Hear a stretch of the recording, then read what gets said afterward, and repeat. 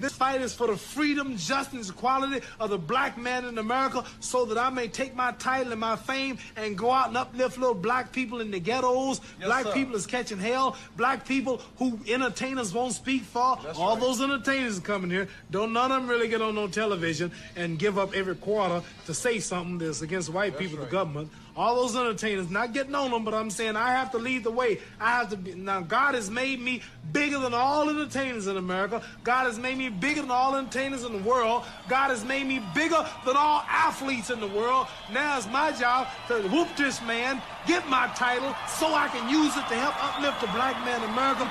That's why I go in the ring, with this intention.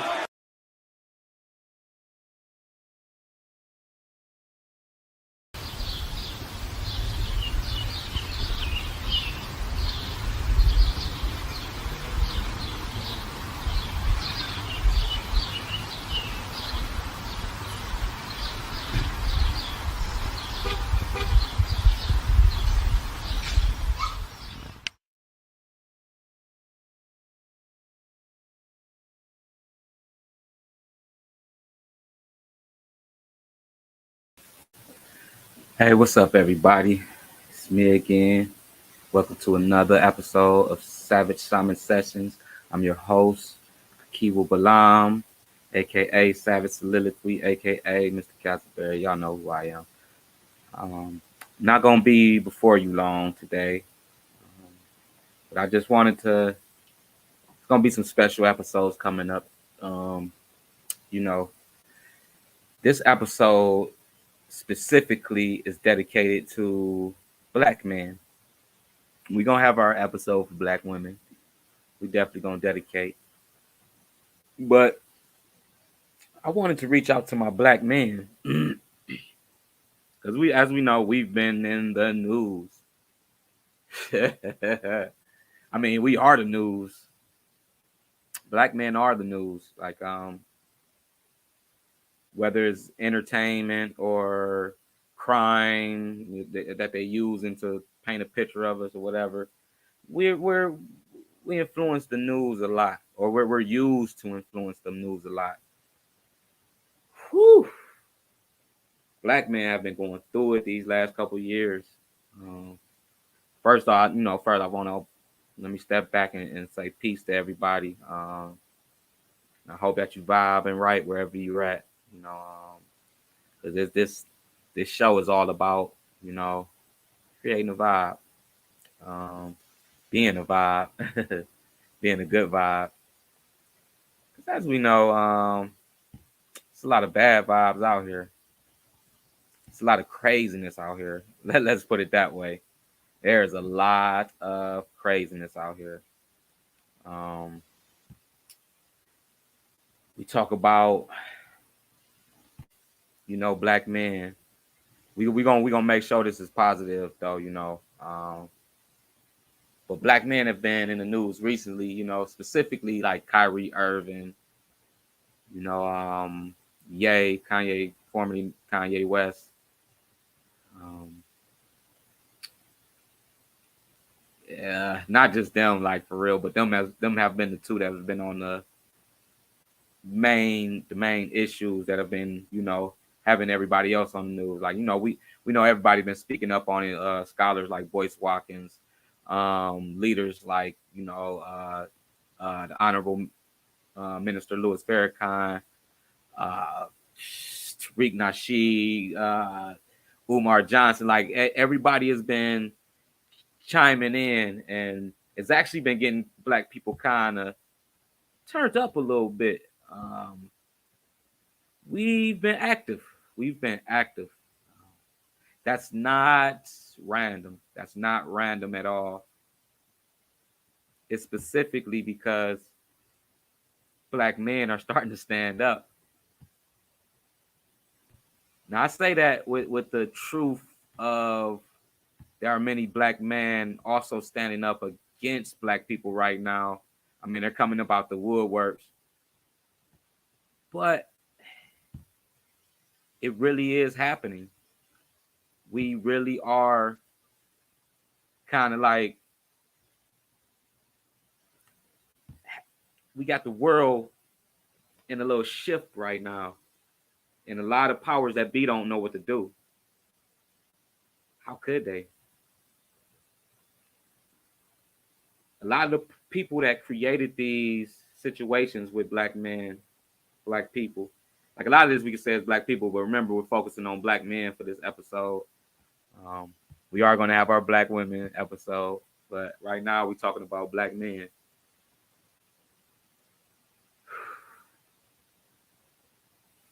If you really go through history, through historical accounts of colonialism, just any historic, any old stories. It may sound arrogant coming from me, or maybe may seem biased coming from me, but most of these old stories circle around what we call black men, you know, and more, sometimes it's hard to distinguish because I tend to use the word black man as far as culturally the people in America, in the U.S., that I've either got here through the transatlantic slave trade or indigenous here, and now consider themselves black here. These people, like black people, come from different cultures. It's not just one unit, if you get what I'm saying. There's many units into one, and we come from everywhere. Whenever you go far back, and when I'm talking about this form of black, I'm talking about Africans, the Native Americans, all these people who have the characteristics of what people call black. Wide nose, big lips, darker skin, curly hair, the characteristics that they try to downplay nowadays. It's like they created it. They created the system that made us put emphasis on our differences, and now that we're digging into the differences to find our heritage, it's becoming a problem. Kyrie Irving, he got in trouble for tweeting a documentary that reaches into the heritage of black people. Powers that be did their usual. Anything that goes against the grain is going to be challenged. And not only challenged, it's going to be bullied. That's the best word I could use. Literally, they're going to pay countless amount of money to get you out of here. In the 60s and 70s, it would just they would flat out assassinate you. Who's to say they're still not doing that now? But now they do more of a public social assassination. It becomes an assassination of character. Your resources get taken from you, from the powers that be. The powers that be are the powers that be, and they are who they are. We can call them out. They're white people, old Jewish men and women, old German men and women, Polak, and all these different races of white people. They came together, and this is documented history. The Berlin Conference. There's other conferences, but the Berlin Conference is the famous one that people tend to know more. And there's also a significant one because it was a conference that these white countries came together, and they decided how they were going to split the black countries up into their ownership. And this plan was sinister. It continued to get built over time. When we get to the transatlantic slave and the colonization of America, the system of racism is sinister, but it's documented.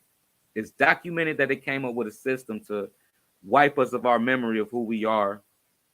It's documented that they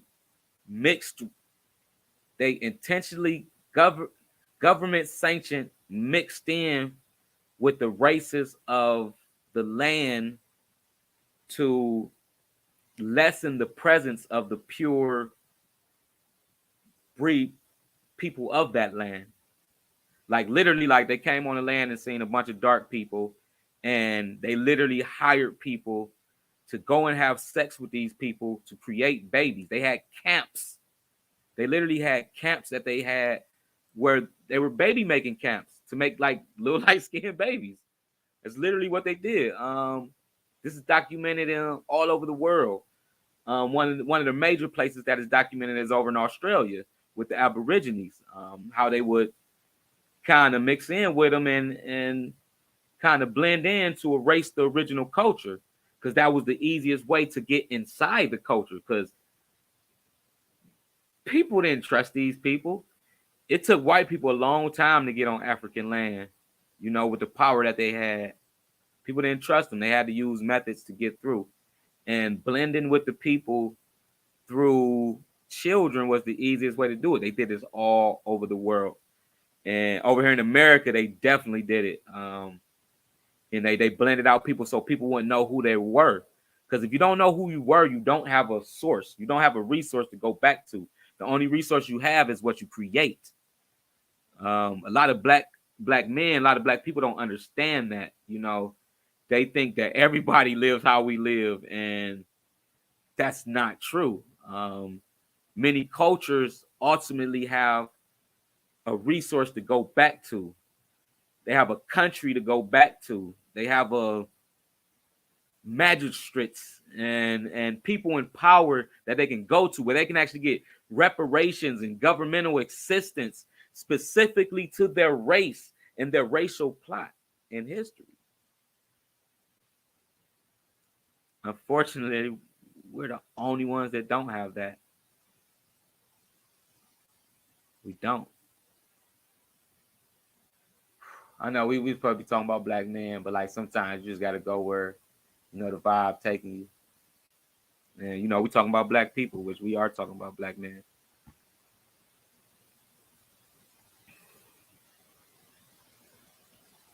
They've depowered us so much that we don't even know what power is. They've depowered us so much that we believe money is the ultimate power. It's not. You are the ultimate power. And that's where we can go into the spiritual realm, but the physical realm too. You are the power. Enough people, you can create anything. You get skilled people that know how to create food, how to grow food, how to create things people need to live. You gather those people up together, you don't need anybody on the outside. I'm not telling everybody to do that, but I'm saying that as an example that you are the power. Like your vote, like stuff like voting. Your vote doesn't matter.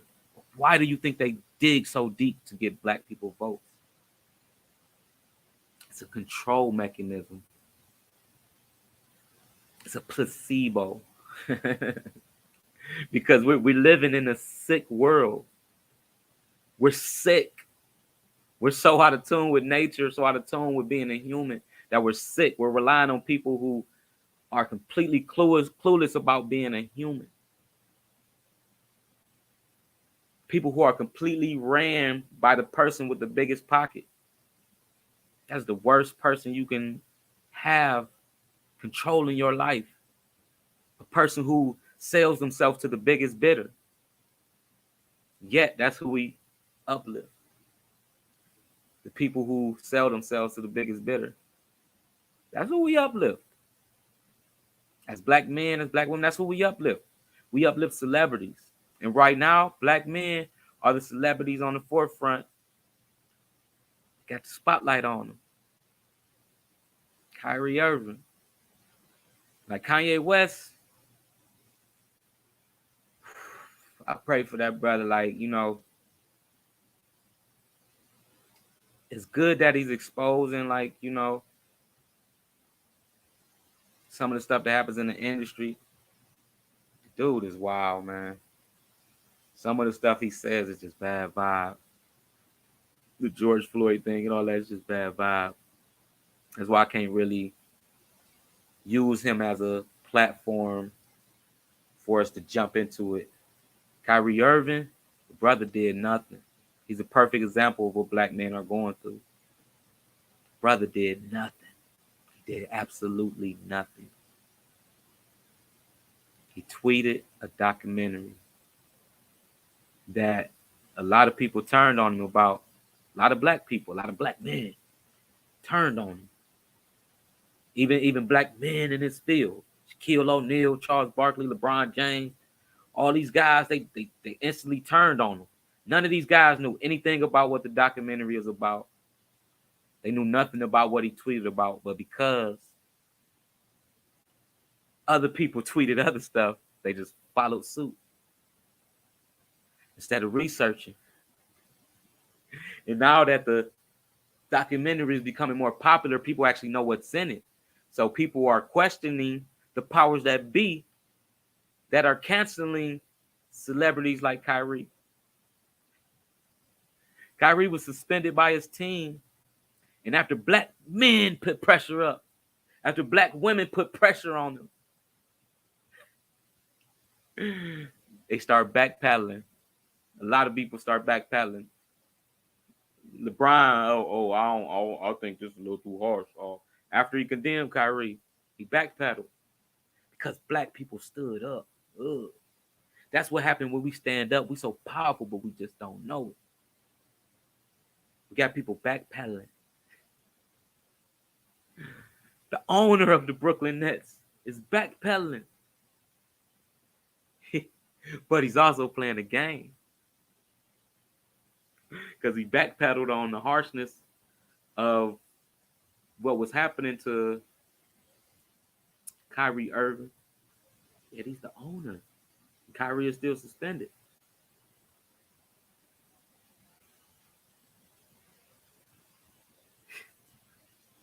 It's a wild world we live in. Because they see our power now. So now they're getting scared. So now some of them don't know what side of the balance is going.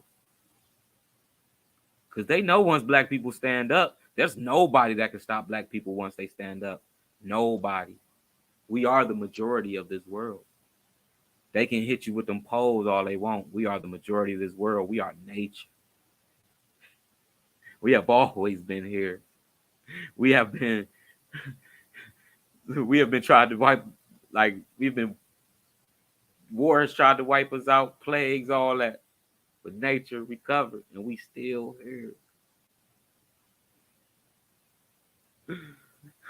Who's to say that anybody else could even survive slavery, the institution of slavery? We did. At least the first part of it. This world is still enslaved. That's the second part we got to get out of. It's going to take black men to stand up. There's a specific calling to black men. There's a specific power that comes from a black man standing with strength and courage. There's an energy to that that no one else can reproduce. You are the most abused, oppressed human on this planet. Black man. Don't let them switch the story on you. Don't let them switch the story. You have always been the main target of them. You have always been the main target of our oppressor. Because of that strength you have. It's that specific strength you have. We're not downplaying black women, no. Black women have a different strength that we call on. I'm talking specifically about black men right now. The ones that are thrown on the back burner. The ones that are on the bottom of the class system on this planet. Number one target, the most evil people on this planet. Black man, look at you. You still here. You still here. Still thriving, surviving. You still fighting. You still got courage. Not all of us. Some of us are tapped out. And I almost don't even know if I can blame you because this is horrible. We're living through some horrible stuff. Who would want to fight against that? It takes a certain pride to keep standing on your blackness, on your manhood. I don't care what your sexual orientation is. I'm talking about standing on manhood. You might not recognize manhood. They do. They do. They recognize that it exists. And they fear it from you. So black man, stand. That's all I got, man. That's all I wanted to say. Black man, stand. You are amazing. This could keep it belong. With that, I say vibe greater, vibe higher. Love on each other. I love you, black man.